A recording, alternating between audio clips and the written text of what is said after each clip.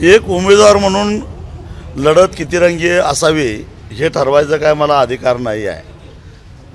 फक्त निवडणूक लढवणं हे माझं काम आहे आणि मी काय आज माझी उमेदवारी जाहीर केलेली नाही. अनेक दिवसापासूनची तयारी आहे आणि त्यामुळं मी माझी तयारी करत चाललो आहे. किती रंगी का होईना, पण मतविभागण्याची भीती ज्यांना उमेदवार उभा करायचे त्यांनी करावी. मी कशाला चिंता करू.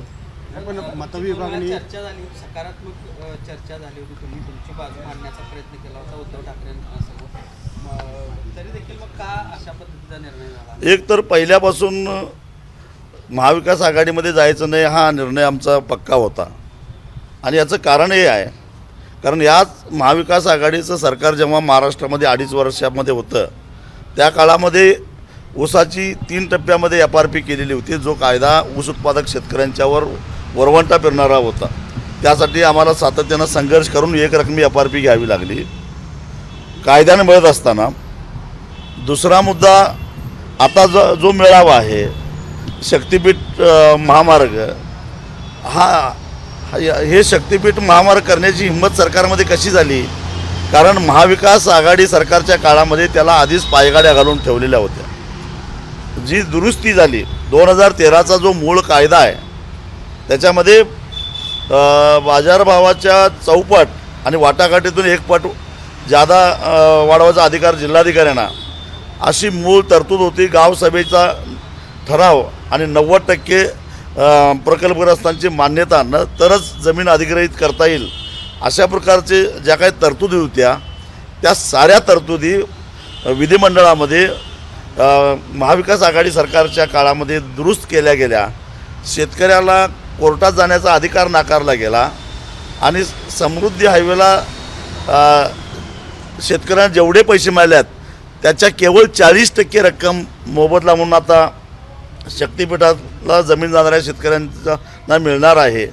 आणि मग हे कायदे केले कोणी? आणि त्यामुळं हे अशा प्रकारचे जर कायदे आम्ही पाठिंबा दिलेल्या सरकारमध्ये होत असतील तर आम्ही का राहावं, त्या सरकारच्या पाठीशी का राहावं म्हणून आम्ही बाहेर पडलेलो होतो. हे मुद्दे अजून स्पष्ट झालेले नाहीत किंवा म्हणून आम्ही महाविकास आघाडीत येत नाही असं सांगितलेलं होतं. भारतीय जनता पक्षाच्या विरोधातल्या मतामध्ये फूट टाळायची असेल तर एक शेतकऱ्यांची एक विचारधारा, एक चळवळीची विचारधारा आम्ही तयार केलेली आहे आणि त्या विचारधारेचे लोक या ठिकाणी आहेत. आणि त्यामुळं त्याच्यामध्ये आम्हाला काही मतविभागणी होत नाही, कारण गेल्या 3 निवडणुका इथं या मतदारसंघामध्ये मी लढलेलो आहे. परंतु त्याच्यामध्ये भारतीय जनता पक्षाच्या विरोधातल्या मतांची भर पडली तर निवडणूक अधिक सोपी होईल असं अनेक जाणकारांनी सांगितल्यामुळं महाविकास आघाडीला मी सुचवलं की तुमचा उमेदवार तरी निवडून येत नाही, मग तुम्ही उभा करू नका आणि जे तुम्हाला साध्य करायचं ते परस्पर माझ्याकडून साध्य होईल हा प्रस्ताव ठेवलेला होता. त्यासाठी 2 वेळा उद्धवजींना भेटलो होतो. त्यांनी सुरुवातीला अनुकूलता दाखवली होती, परंतु कुठून काय चाव्या फिरल्या मला माहीत नाही, पण झाली लढत. ही चावी फिरवणारे जाहिरातले शुक्राचार्य कोण आहेत? कारण काही महाविकास आघाडीमधील काही कारखानदारांचा तुम्हाला सोबत घेण्याला विरोध होता, अशा प्रकारे चर्चा आता या सगळ्यांना. माझी अशी माहिती आहे की दोन्ही आघाड्यातले सगळे कारखानदार एकत्रित येऊन हे कारस्थान करतायत, पण पुन्हा एकदा मैदानातच आम्ही त्यांना लोळवू. पण ज्या पद्धतीनं आपण भूमिका घेतली, महाविकास आघाडीमधून बाहेर पडला, महायुतीमधून बाहेर पडला, मग त्याच्यानंतर पुन्हा शिवसेनेकडे जाण्याची का गरज आली? अशा पद्धतीची चर्चा आहे ती नाही. काही आम्हाला जाण्याची गरज नव्हतीच आणि आम्ही आघाडीत येणार नाही ही तर ठाम भूमिका होतीच. फक्त त्यांचा आणि आमचा समान उद्देश होता म्हणून जरा निवडणूक सोपी जावी यासाठी गेलो होतो. पण त्यांनी मदत करायचं नाकारलं किंवा उमेदवार दिला, माझी काही तक्रार नाही, माझं काम चालूच आहे. खरं तर माने आता म्हणतात की माझी जी लढत आहे ती सध्या आता सत्यजित पाटील यांच्यासोबतच होणार आहे. अप्रत्यक्षरित्या तुमचं आव्हान संपुष्टात आलं असं त्यांचं म्हणणं आहे. ठीक आहे, कळेल 7 मेला कळेल. वंचित तिथं उमेदवार दिलेला आहे, जैन समाजाचाच उमेदवार आहे, तिथं काय फटका? अजून कुणाला जातीची कार्ड घेऊन निवडणुकीत उतरायचं असेल तर खुशाल उतरावं. हा कोल्हापूर जिल्हा आहे आणि शाहू महाराजांचा जिल्हा आहे. पण तुम्ही ज्या पद्धतीनं ही चर्चा करत होता, धैर्यशील माने यांनी थेट तुमचं नाव न घेता आरोप केलेला आहे. अतिशहाणा त्याचा बैल रिकामा अशा पद्धतीची अवस्था तुमची झाली. मला वाटतं की मला आता कुणी शहाणपणा शिकवायची गरज नाही की केस पांढरी झाली ती चळवळीत आणि अनुभवातून झालेली आहेत. तेव्हा अनाहूत मला सल्ला देण्यापेक्षा आपलं काय बघा, जाईल तिथं लोक अडवायला लागलेले आहेत आणि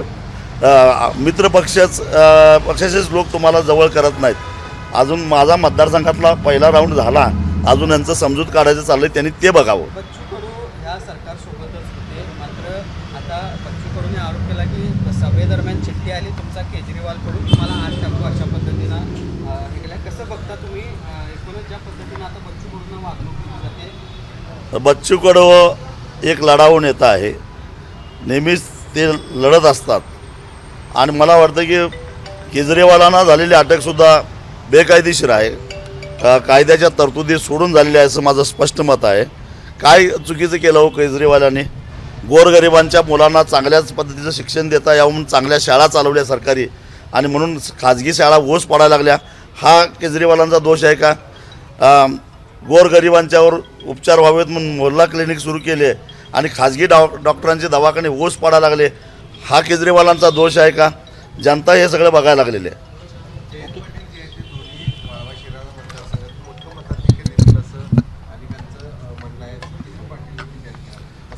2014 साली सुद्धा जयंत पाटील महाराष्ट्राच्या मंत्रिमंडळामध्ये एक हेवीवेट मंत्री होते आणि त्यावेळचं मला मिळालेलं मताधिक्य जरा तपासून घ्यावं त्यांनी. रविकांत तुपकर यांनी अपक्ष झाला मात्र लग्न झालं नाही.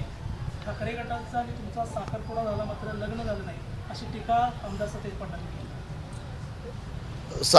आम्ही अशा पद्धतीनं कुणाकडेही जात नाही आणि साखरपुडा करायचा प्रश्नच येत नाही. मुळामध्ये तुमच्याकडे एवढी ताकद होती, तुमच्याकडे एवढी क्षमता होती, तर मग मला मशाल चिन्ह घ्या म्हणून का म्हणत होता, या प्रश्नाचं उत्तर द्या. एबीपी माझा, उघडा डोळे बघा नीट.